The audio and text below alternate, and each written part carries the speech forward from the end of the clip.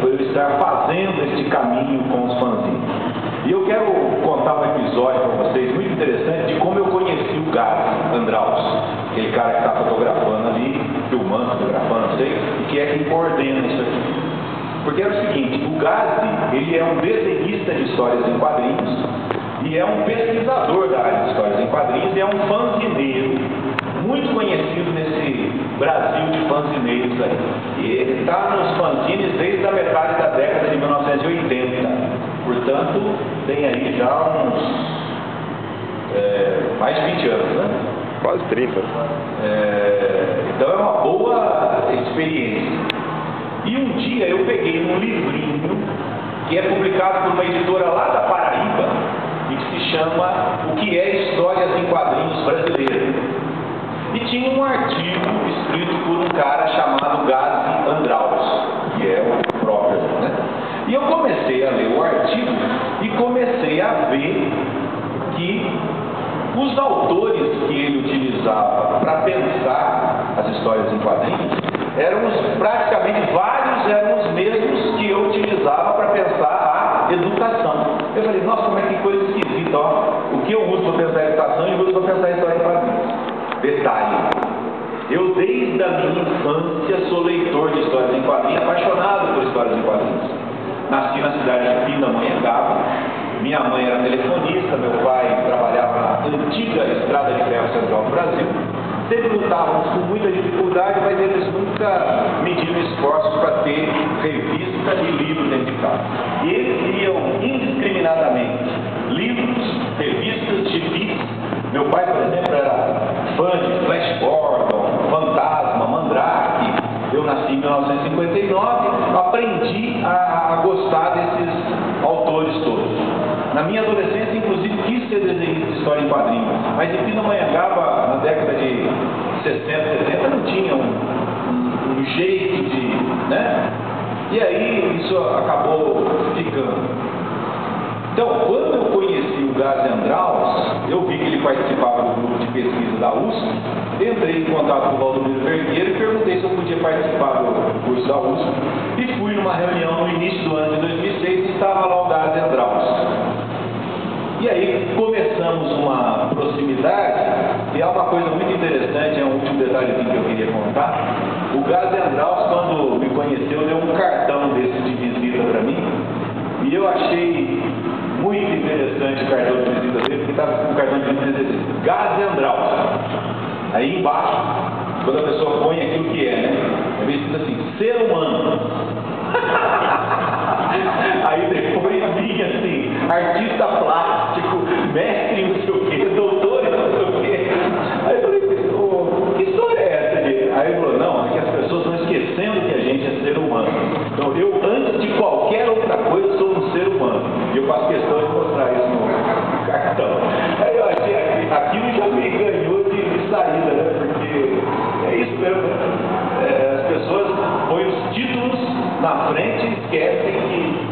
E aí começamos uma relação. E aí que eu já tinha referências do fanzine na minha vida, mas era da década de 70.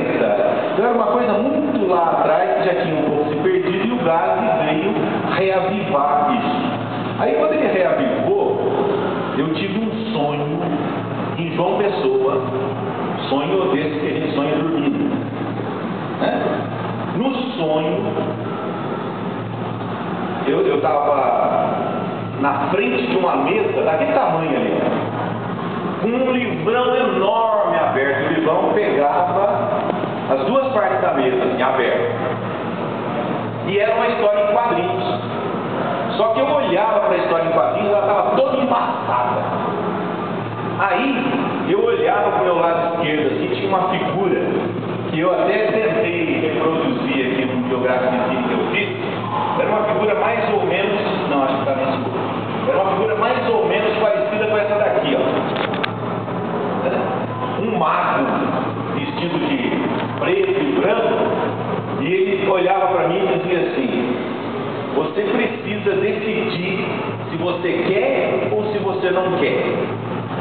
Se você quiser, eu posso lhe ajudar. Se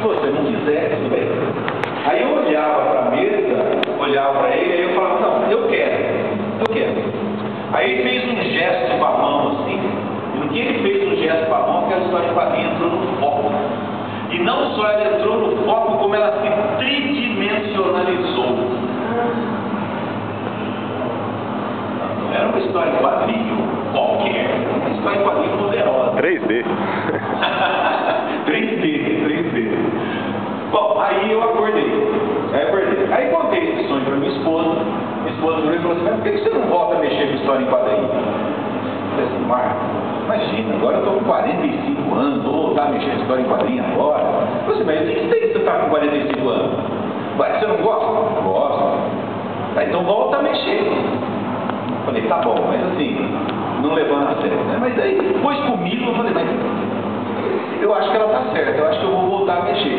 E tentei voltar a trabalhar com as histórias em quadrinhos, agora articulando a história em quadrinho com a educação.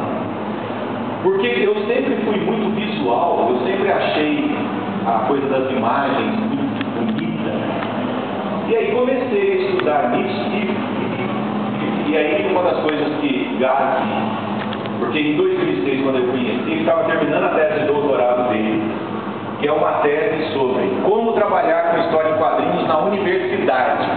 Bom, isso já é chocante só do título, né? Porque a maior parte das pessoas tem que história em quadrinho é coisa de criança. Trabalhar com história em quadrinho na universidade. E aí ele dizia lá uma coisa, falou: gente, é isso mesmo. Nós somos seres imagéticos, quer dizer, nós dependemos da imagem para tudo. Falei, esse negócio é importante para educador. Então, quem quer ser professor, quem quer ser professora, tem que trabalhar legal com imagem. E aí eu falei assim, e na universidade, no curso de mestrado que eu trabalho, o pessoal lê, mas é pouco visual. Aliás, muita gente que está na universidade acha que quando o livro tem muita ilustração é coisa de criança. Que livro que tem muita ilustração na cabeça das pessoas é coisa de criança. E eu falei, bom, eu vou enfrentar uma certa resistência aqui, porque o estudo que o Gazi fez ajuda a gente a entender que é a coisa que nós temos dois hemisférios cerebrais, né? O hemisfério cerebral direito, que controla o lado esquerdo do meu corpo, e o hemisfério cerebral esquerdo, que controla o lado direito do meu corpo. As atividades artísticas, desenhar, pintar, compor, criar música, são atividades que ativam de uma maneira especial o lado direito do cérebro.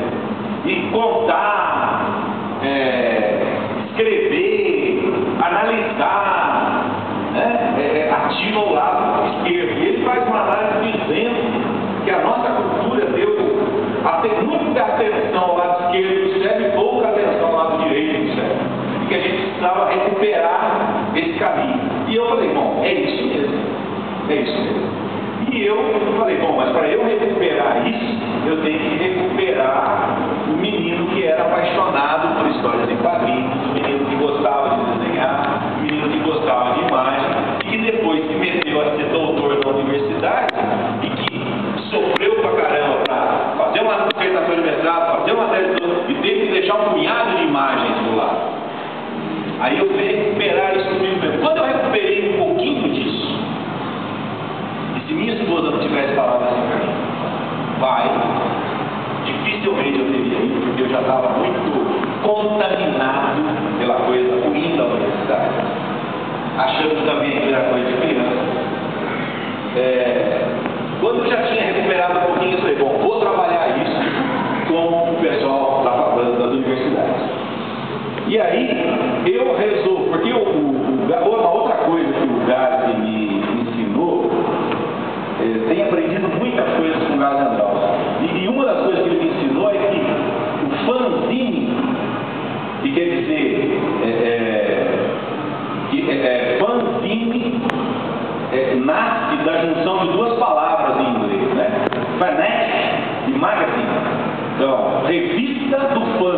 O cara que é fã de alguma, ele é tão fã que ele resolve por conta própria fazer uma publicação daquilo que ele gosta. E ele me chamou a atenção que a palavra fanzine gera uma série de outras palavras.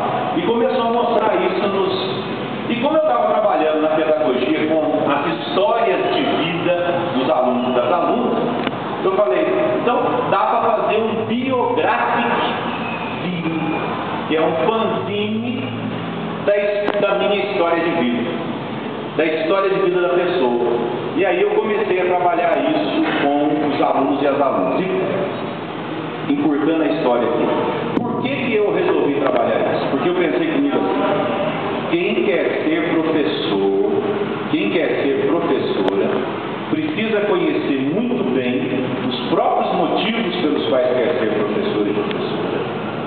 Precisa conhecer bem a própria trajetória para, quando estiver na frente dos alunos e das alunas, ter condições de fazer bem. E aí, eu descobri um pesquisador português chamado Antônio Novo, que traz nos escritos, essa frase que eu vou dizer agora não é dele, mas foi com ele que eu conheci, é de uma autora chamada, está me escapando aqui, daqui a pouco eu lembro. A frase diz o seguinte: o professor é a pessoa e uma parte importante da pessoa é o professor. Por que isso é importante para mim? Porque quando eu era aluno de primário e ginásio, eu cansava de ouvir as minhas pessoas dizendo assim: eu, quando entro dentro da sala de aula, eu esqueço a minha vida para o lado de fora. Como se isso fosse possível, entendeu? Vocês estão aqui agora, mas a vida de vocês está aqui com vocês. A namorada de vocês, a mãe de vocês, o pai de vocês, está tudo aqui dentro da cabeça e do coração. E vocês estão aqui com isso. E é a mesma coisa do professor. Então, se o professor está bem como pessoa, ele está bem como professor também. Porque uma coisa tem a ver com outra. Jennifer Nias, que é a autora dessa frase, ela diz: